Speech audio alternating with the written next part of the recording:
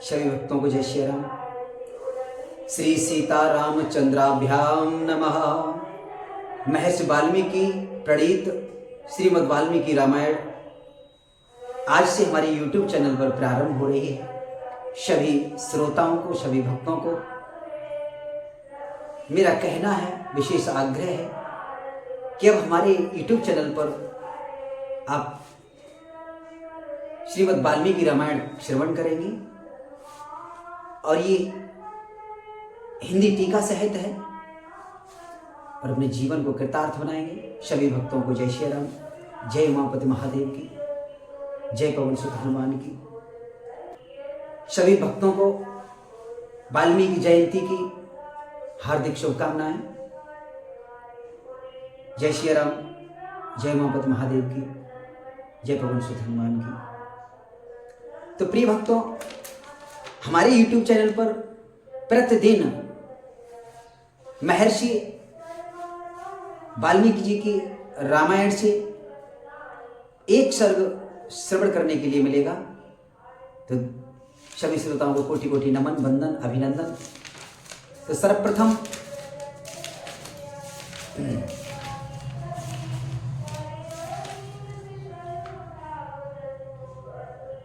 श्री वाल्मीकि रामायण का महात्म्य मैं आपके सामने लेकर प्रस्तुत हूं।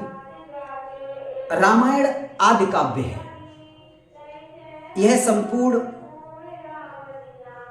वेदार्थों की सम्मति के अनुकूल है। इसके द्वारा समस्त पापों का निवारण हो जाता है। यह पुण्यमय काव्य संपूर्ण दुखों का विनाशक तथा समस्त पुण्यों और यज्ञों का फल देने वाला है। जो विद्वान इसके एक या आधे श्लोक का भी पाठ करते हैं, उन्हें कभी पापों का बंधन नहीं प्राप्त होता। पाठकगण भगवान मधुसूदन संसार रूपी भयंकर एवं दुर्गम वन को भस्म करने के लिए दावानली के समान है। वे अपना स्मरण करने वाले मनुष्यों को पापों से दूर करते हैं। इस पवित्र काव्य के प्रतिपाद्य विषय वे ही हैं। अतः यह परम उत्तम काव्य सदा ही श्रवण करने योग्य है। इसका श्रवण अथवा पाठ करने से यह समस्त पापों का नाश करने वाला है। जिसकी श्री राम रस में प्रीति एवं भक्ति है, वह संपूर्ण शास्त्रों के अर्थ ज्ञान में निपुण और कृतकृत्य है। श्री राम को समर्पित किया हुआ यह पुण्य काव्य संपूर्ण कामनाओं को देने वाला है। जो लोग भक्ति पूर्वक इसे सुनते हैं, पढ़ते हैं, समझते हैं, उनको प्राप्त होने वाले पुण्य फल का वर्णन सुनो। वे लोग 100 जन्मों में उपार्जित किए हुए पापों से तत्काल मुक्त हो अपने हजारों पीढ़ियों को एक साथ परम पद के प्राप्त के अधिकारी बन जाते हैं। जो प्रतिदिन श्री राम का कीर्तन सुनते हैं, उनके लिए तीर्थ सेवन, गौदान, तपस्या तथा यज्ञों की आवश्यकता है। चैत्र, माघ तथा कार्तिक में रामायण की अमृतमयी कथा का नवहम पारायण सुनना चाहिए। रामायण श्री रामचंद्र जी की प्रसन्नता प्राप्त करने वाला है। श्री राम भक्ति को बढ़ाने वाला है। समस्त पापों का विनाशक तथा सभी संपत्तियों की वृद्धि करने वाला है। जो एकाग्रचित होकर रामायण सुनता अथवा पढ़ता है, वह सब पापों से मुक्त हो भगवान विष्णु के लोक में जाता है। और कहां तक कहूं प्रिय भक्तों, तीनों लोक 14 भुवनों में इन्हीं की महिमा है। एक बार प्रेम से इन्हें अपने जीवन में उतारिए तो सही, फिर देखिए जीवन में कैसे चमत्कारिक बदलाव आते हैं।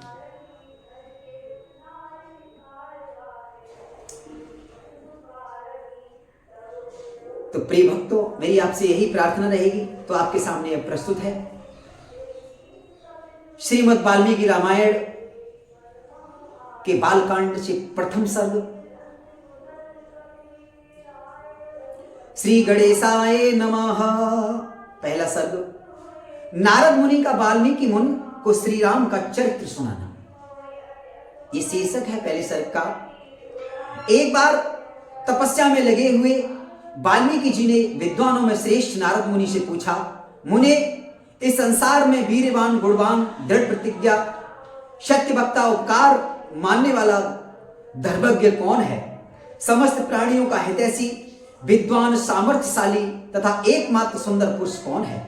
वह कौन है जो क्रोध को जीतने वाला, मन पर अधिकार रखने वाला, कांति युक्त तथा किसी की निंदा न करने वाला? युद्ध में किसके कुपित होने से देवता भी डरते हैं? महर्षि, ऐसे पुरुष को आप ही जानने में समर्थ हैं, अतएव मुझे यह सुनाकर मेरी उत्सुकता को शांत करें।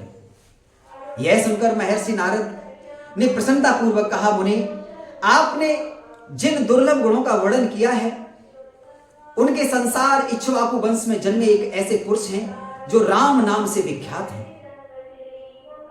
वे ही जितेंद्रिय, कांतिवान, महाबलवान और मन को वश में रखने वाले हैं। वे ही नीतिज्ञ, वक्ता, शत्रु संहारक तथा बुद्धिमान हैं। उनके कंधे मोटे, भुजाएं बड़ी, गर्दन शंख के समान तथा ठोड़ी मांसल है। उनकी छाती चौड़ी है तथा गले के नीचे की हड्डी मांस से छिप गई है। उनकी भुजाएं घुटनों तक लंबी, मस्तक सुंदर तथा ललाट भव्य है। उनकी चाल मनोहर है। वे शत्रुओं का दमन करने वाले हैं। उनके शरीर सुडौल और देह का रंग चिकना है। उनका वक्ष स्थल भरा हुआ तथा आंखें बड़ी बड़ी, साथ ही वे बड़े प्रतापी भी हैं। वे सत्य प्रतिज्ञ प्रजा के हित साधन में लगे रहते हैं। यशस्वी, ज्ञानी, पवित्र तथा मन को एकाग्र रखने वाले हैं। वे बैर विध्वंसक, श्री संपन्न और धर्म के रक्षक हैं तथा स्वजनों के पालक, वेद वेदांगों के तत्ववेत्ता तथा धनुर्वेद में प्रवीण हैं। वे शास्त्रों के तत्वों का वेत्ता, स्मरण शक्ति से युक्त, प्रतिभा संपन्न हैं। वे उदार हृदय तथा समस्त लोगों को प्रिय हैं। समुद्र में नदियों को मिलने के समान ही सात पुरुष राम से मिलते रहते हैं। वे संपूर्ण गुणों से युक्त अपनी माता कौशल्या के आनंद बढ़ाने वाले हैं। वे हिमालय के समान धैर्यवान हैं और गंभीरता में समुद्र के समान हैं। वे विष्णु की तरह बलवान हैं और उनका दर्शन चंद्रमा के समान मनोहारी है। इस प्रकार उत्तम गुणों से युक्त और पराक्रम तथा सद्गुणी अपने ज्येष्ठ पुत्र को राजा दशरथ ने प्रजाओं के हित के लिए युवराज पद अभिषिक्त किया। लेकिन राज्याभिषेक की तैयारियां देखकर रानी कैकेयी ने, जिसे पहली ही बार में वर दिया जा चुका था, वह वर मांगा कि राम को वनवास और भरत को राज्याभिषेक। सत्य वचन के बंधन में बंधने के कारण राजा दशरथ ने राम को वनवास दे दिया। कैकेयी को प्रसन्नता देने के लिए रामचंद्र वन को चल दिए। यह देखकर सुमित्रा पुत्र लक्ष्मण अपने सुबंधुत्व का परिचय देते हुए उन्हीं का अनुसरण किया और जनक कुल में उत्पन्न स्त्रियों में उत्तम राम की पत्नी सीता जी भी रामचंद्र जी के पीछे चली। उस समय उनके पिता दशरथ और अन्य पूर्ववासी दूर तक उनका अनुसरण किया। तत्पश्चात श्रृंगेरपुर में गंगा के किनारे पहुंचकर राम ने अपनी सारथी को भी विदा कर दिया। वहां वे अपने प्रिय निषाद राज बहु के साथ एक वन में दूसरे वन में गए। फिर अनेक नदियों को पार करने के बाद भारद्वाज मुनि के आश्रम में पहुंचे। इसके बाद बहु को वहीं छोड़कर वे मुनि की आज्ञा से चित्रकूट पर्वत पर पहुंचे। वहां वे पर्णकुटी बनाकर सबके साथ आनंद पूर्वक रहने लगे। इधर राम के चित्रकूट चले जाने पर राजा दशरथ पुत्र वियोग में स्वर्गवासी हुए। अब भरत राज्य की इच्छा न करते हुए राम को प्रसन्न करने के लिए वन को गए और वहां जाकर राम से बोले, धर्मज्ञ राजा आप ही हो। किंतु राम ने राज्य की इच्छा न करते हुए उन्हें चिन्ह के रूप में अपनी खड़ाऊ देकर विदा किया। भरत राम की इच्छा देखकर उनके आगमन की प्रतीक्षा करते हुए नंदी ग्राम में राज करने लगे। राम ने जब वहां नागरिकों को आना जाना देखा तो वे दंडकारण्य में चले गए। वहां विराध नामक राक्षस को मारकर सरभंग, सुतीक्षण, अगस्त तथा उनके भाई का दर्शन किया। वहां अगस्त मुनि ने ऐन्द्र धनुष, एक खड़ग और 2 तुड़ीर, जिसके बाण कभी घटते नहीं थे, उन्हें दिए। उसी समय बहुत से ऋषि मुनि उनके पास राक्षसों का वध करने के निवेदन लेकर आए। श्री राम ने उन्हें राक्षसों को मारने का वचन दिया। उस स्थान पर सुपर्णखा नामक राक्षसी का लक्ष्मण के द्वारा नाक कटवा कर उसे क्रूप कर दिया और उसके भाई खरदूषण, त्रिशरा तथा अन्य राक्षसों का वध किया। इधर अपने भाइयों का वध समाचार सुनकर रावण मूर्छित हो उठा और मारीच राक्षस से सहायता मांगी। मारीच ने उसको राम का विरोध करने के लिए मना किया, किंतु रावण न माना और उस उसे साथ लेकर राम के आश्रम पर गया। तत्पश्चात मायावी मारीच के द्वारा उसने राम और लक्ष्मण को उनके आश्रम से हटवा दिया और राम की पत्नी सीता का अपहरण कर लिया और मार्ग में जटायु द्वारा बाधा पहुंचाने के कारण रावण ने उसका वध किया।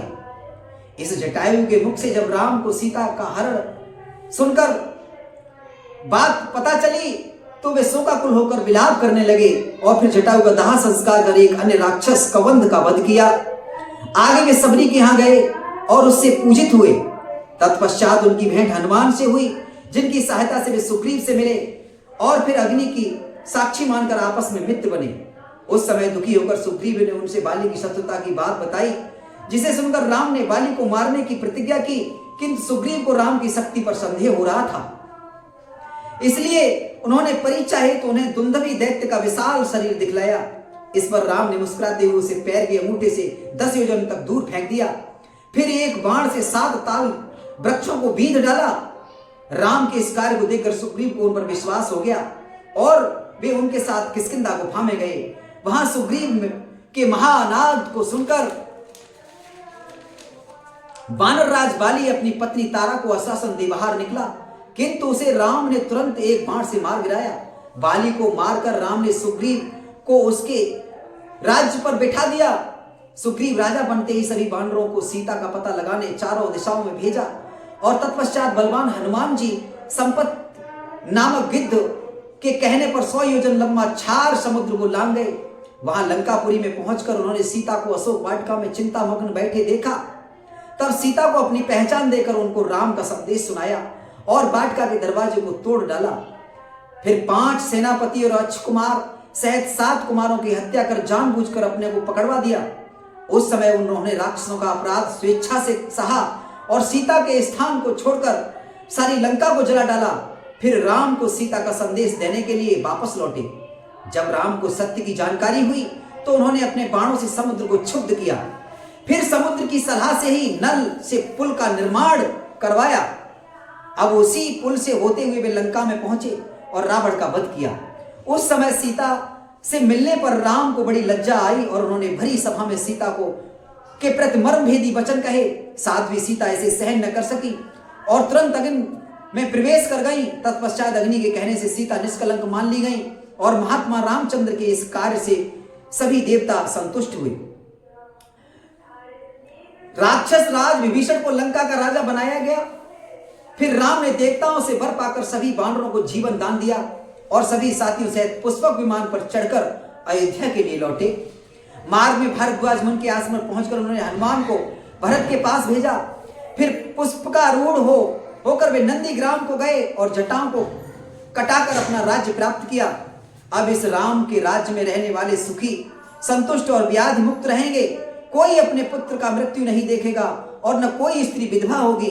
सभी नगर धन धान्य संपन्न होगा और सभी सत्य युग की भांति प्रसन्न रहेंगे। महायशस्वी राम 100 अश्वमेध यज्ञ करेंगे और ब्राह्मणों को अपरिमित धन देकर 100 गुने राजवंशों की स्थापना करेंगे। फिर 11,000 वर्षों तक राज्य करने के अनंतर वे अपने परम धाम को पधारेंगे। वेदों के समान पवित्र इस रामचरित को जो पढ़ेगा वह सब पापों से मुक्त हो जाएगा। इसे ब्राह्मण पढ़े तो विद्वान हो, क्षत्रिय पढ़े तो पृथ्वी का राज्य प्राप्त करे और वैश्य को व्यापार में लाभ हो तथा शूद्र को प्रतिष्ठा प्राप्त हो। इस प्रकार श्री वाल्मीकि निर्मित अर्ष रामायण आदि काव्य के बालकांड में पहला सर्ग पूरा हुआ। बोलो श्यावर रामचंद्र की जय।